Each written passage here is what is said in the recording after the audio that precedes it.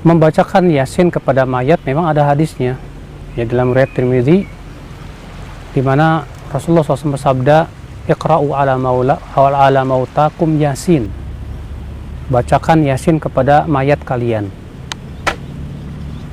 Akan tetapi terjadi ikhtilaf para ulama tentang apakah hadis ini bisa dinyatakan hasan atau hadis ini termasuk kategori dhaif.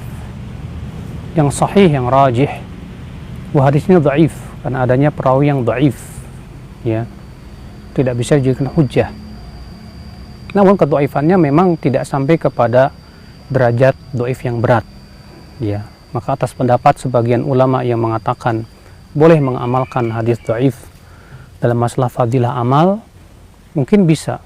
Makanya sebagian ulama mengatakan, ya, disunahkan atau yustahabbu ya, untuk dibacakan Yasin kepada mayat. Akan tetapi Syekh Shalih Fauzan mengatakan ya bahwa kalaupun misalnya hadis itu bisa diterima dan dianjurkan kita untuk membacakannya kepada mayat, itu bukan ketika sudah meninggal dunia, akan tetapi ketika, kata beliau, sedang sakaratul maut, sedang menuju kematian, maka dibacakan padanya Yasin, bukan setelah meninggalnya, ya.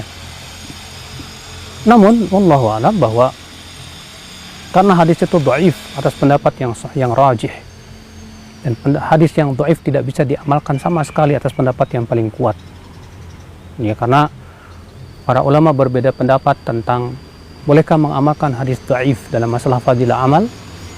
Imam Bukhari dan Muslim dan yang dirajihkan oleh Abu Bakar Ibn Arabi, ya, dan ulama-ulama yang lainnya mengatakan tidak boleh sama sekali.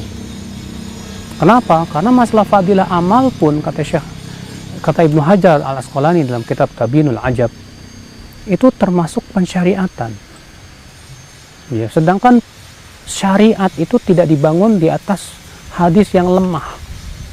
Kenapa? Karena hadis yang lemah itu hanya menghasilkan keraguan, saudaraku, ya. Dan Nabi SAW bersabda, da'ma yaribuka ila ma la yaribuk, tinggalkan apa yang meragukan kamu kepada yang tidak meragukan kamu. Dan hadis dhaif itu meragukan.